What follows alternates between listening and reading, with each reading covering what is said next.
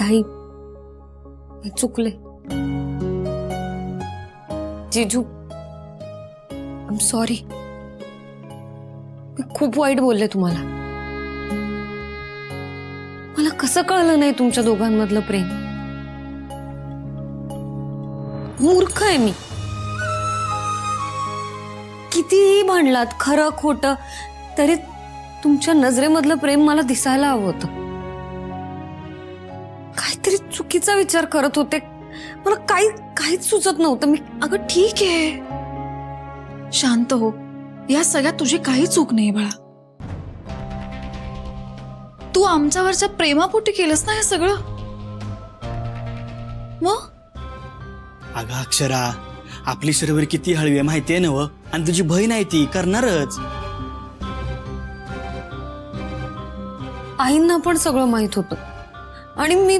शांत राहता. अजिबात तो विचार करू नकोस.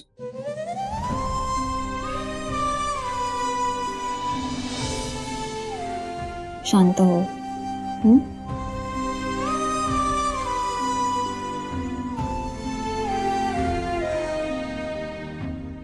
आणि शर्वरी, तू जे काय बोललीस ना त्याचा आम्ही काय बी विचार केला नाही, कारण आम्हाला माहितीये आमची शर्वरी कशी आहे ते काय.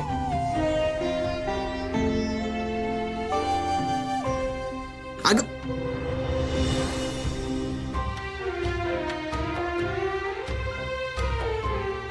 हाय का आता. अगं बास की येडी. हा का रडून रडून पंचंगेला पूर आणायचं तुला आता.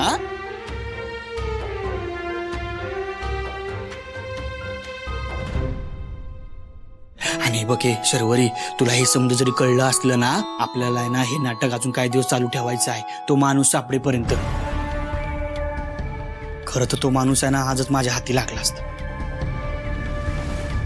केव्हा एकदा तो माणूस माझ्या हाती लागतोय आणि त्याला मेनकाच्या पुढे उभा करतो असं झालंय माझं.